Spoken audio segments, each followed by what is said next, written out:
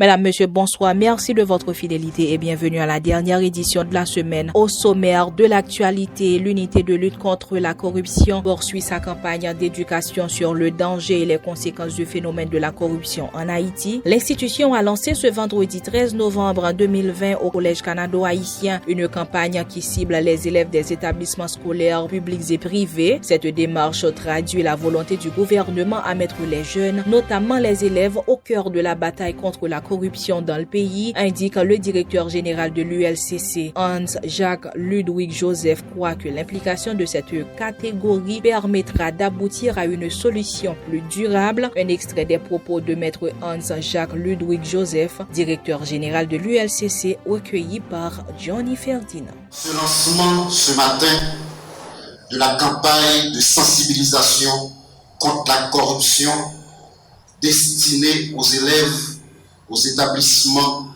publics et privés, l'unité de lutte contre la corruption répond à l'une de ses tâches principales, qui est celle d'éduquer la population sur les dangers de la corruption et la nécessité de la combattre en mobilisant à cet effet les soutiens publics.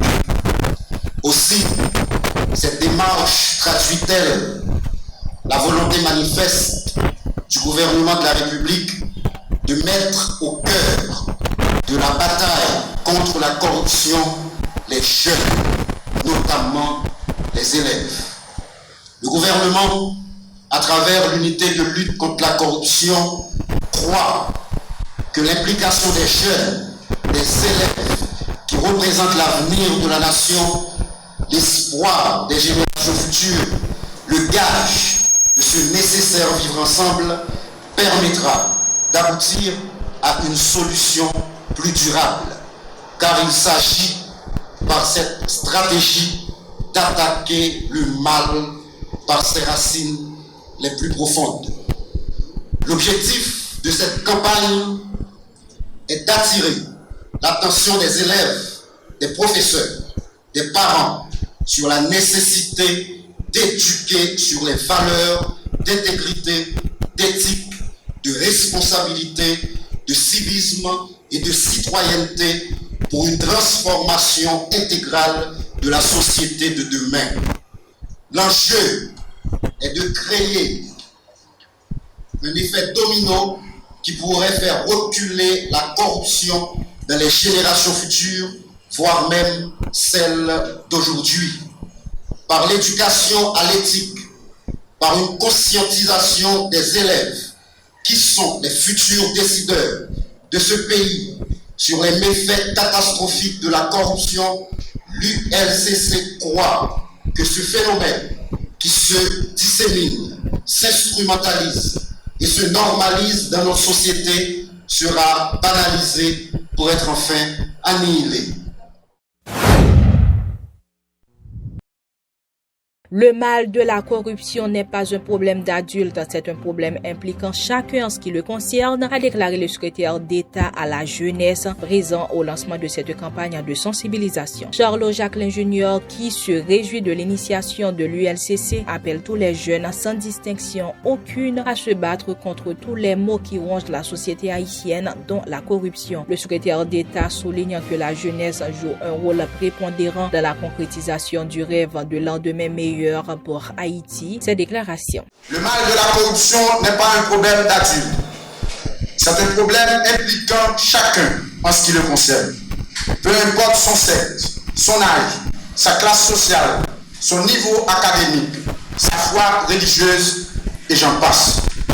Le directeur général de l'ULCC comprend fort heureusement, pour construire la société de demain, il faut s'investir dans la jeunesse, notamment la jeunesse écolière, la jeunesse universitaire, car c'est elle qui va poser les vraies bases capables de propulser le changement dont on a besoin. Félicitations les jeunes. Applaudissez le directeur général de l'ULCC.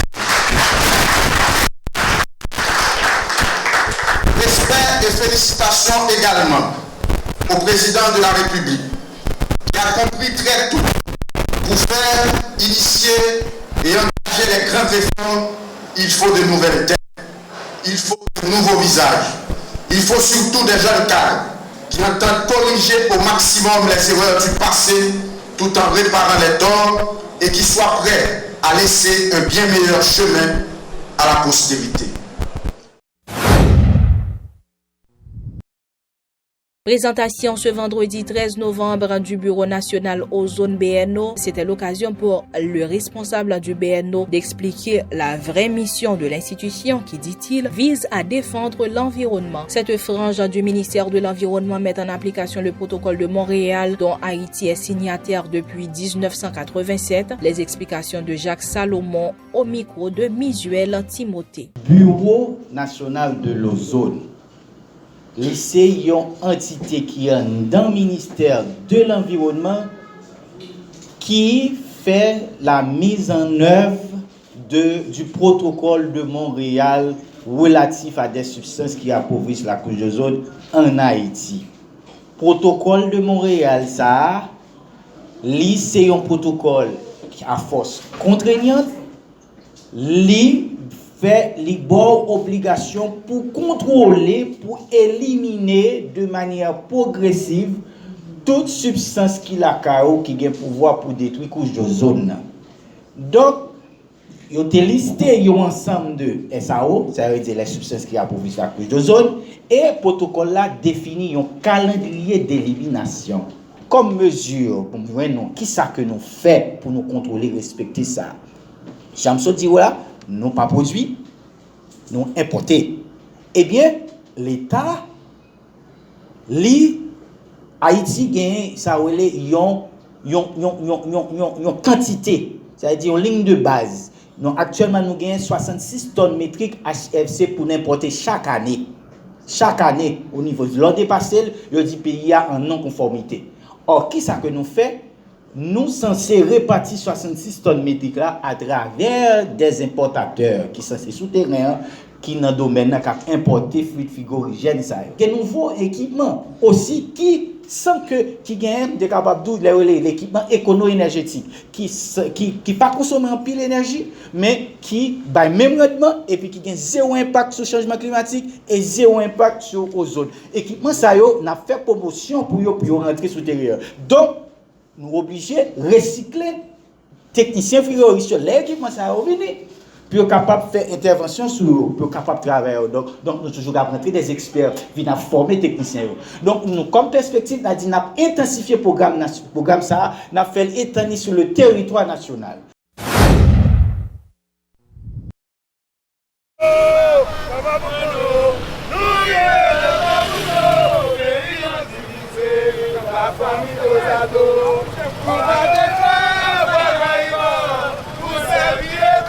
C'est 13 novembre 2018, 13 novembre 2020, fait 2 années, fait 2 ans depuis qu'on a assassiné Mounassan.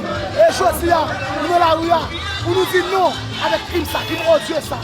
Crime ça pour nous dire non. Et je vais répéter, Guillaume, écrivain, français, Elisabeth, il dit que ça, la mort de tout homme m'est diminuée.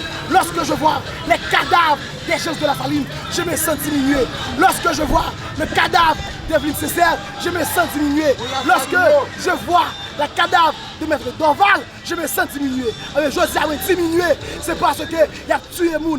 Je dis diminué lorsque Jovenel Moïse n'était pas toujours. Et nous dit que Jovenel Moïse faut aller parce que Jovenel Moïse a fait 2 bagailles. Il a assassiné les gens, il a volé l'argent de l'État. Ça qu'il a fait simplement. Et je dis à ça, c'est pour nous dire de mémoire tout le monde qui tombe, pour nous dire tomber en fait et nous continuer la bataille là jusqu'à ce que Jovenel Moïse aille en prison, jusqu'à ce que l'aille en prison, pour la capable camper, nous pas faire l'âge bataille. Fin de ce journal, merci de l'avoir suivi, à la prochaine.